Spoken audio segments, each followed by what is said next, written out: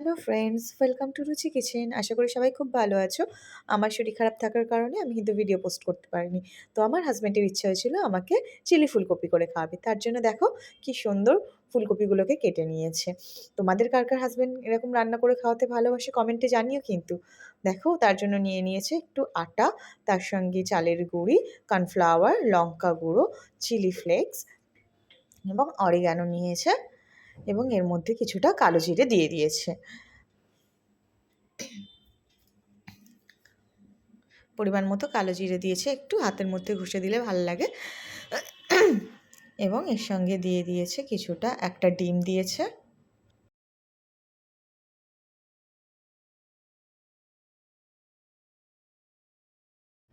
দিয়ে এর সঙ্গে একটু নুন দিয়েছি, দিয়ে এটাকে এর মধ্যে আদা রসুন পেস্ট দিয়ে দিয়েছি, দিয়ে এটাকে কিন্তু ভালো করে ফাটিয়ে নিয়েছি। এর সঙ্গে আরও একটা মশলা দিয়েছি, যেটা হচ্ছে আমাদের ধনে আর জিরে গুঁড়ো করা থাকে, তো সেইটাও দিয়ে দিয়েছি ফর টেস্ট।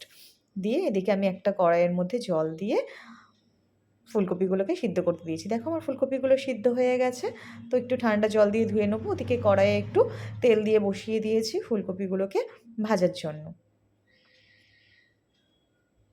কড়াইয়ের তেল গরম হয়ে গেছে, ফুলকপিগুলো ওই পেস্টটার মধ্যে ডুবিয়ে কিন্তু ব্যাটারটার মধ্যে ডুবিয়ে ফুলকপিগুলোকে আমরা সুন্দর করে লাল লাল করে ভেজে নেব। ফুলকপিগুলো সুন্দর লাল লাল ভাজা হয়ে গেলে একটা পাত্রে তুলে নেব। তোমাদের কার কার হাজব্যান্ড কিন্তু এত সুন্দর করে রান্না করে খাওয়াতে ভালোবাসে জানিও কিন্তু কমেন্টে। দেখো ফুলকপিগুলো লাল লাল করে ভাজা হয়ে গেছে। এরপর ফুলকপিগুলো আমরা একটা পাত্রে তুলে নেব। ফুলকপিগুলো ভাজা খেতেও খুব সুন্দর লাগছিল। তো এরকমভাবে আমার তো ইচ্ছে করছিল শুধু ভাজাই ফুলকপি খেয়ে নিতে। যাই হোক, তারপরে আরেকটা আমি ইয়ে করে নিয়েছি, দেখুন পেঁয়াজগুলোকে কেটে নিয়েছি, ক্যাপসিকাম, একটু আদা কুচি আর একটু রসুন কুচি। তেল ভাজার ফুলকপি ভাজার যে তেলটা ছিল সেই তেলটা দিয়েই কিন্তু আমরা এই চিলিটা বানিয়ে নেব। দেখো আগে রসুনগুলো দিয়ে দিয়েছি এবং আদা কুচি দিয়ে দিয়েছি, দিয়ে ওগুলোকে ভালো করে একটু সতে করে নেব।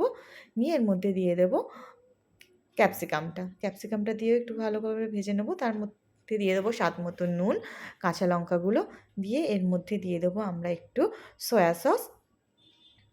তারপর এর মধ্যে এখানে কিন্তু টমেটো সসটা একটু বেশিই লাগবে, কারণ আমি এখানে জল ইউজ করব না। তো টমেটো সসটা একটু বেশি করেই দিলাম।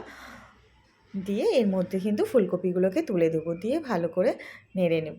তোমাদের আর এর মধ্যে একটু চিনি দিয়ে দেবো, যেহেতু আমরা সয়া সস ইউজ করছি তাই জন্য একটু চিনি দিয়ে দেবো। দিয়ে ভালো করে ফুলকপিগুলোকে এরকমভাবে নেড়ে নেব। তোমাদের যদি বা আমার ভিডিওটা ভালো লেগে থাকে তাহলে প্লিজ একটা like, comment, share and follow করে দিও। আর লাস্টে দেখো এরকম ভাজা হয়ে এলে কিন্তু আমরা পেঁয়াজ পাতাটা দিয়ে দেবো। দিলে দেখো এরকম দেখতে হয়েছে, বেশ সুন্দর দেখতে হয়েছে, খেতেও কিন্তু খুব সুন্দর হয়েছে। আমার শাশুড়ি মা তো উঠে এসেছে খাওয়ার জন্য। অ্যান্ড ফাইনালি আমি টেস্ট করছিলাম। তো আমার তো ভীষণ ভালো লেগেছে। তোমাদেরও কার কার বর এরকম রান্না করে খাওয়ায় প্লিজ কমেন্ট করে জানিও কিন্তু।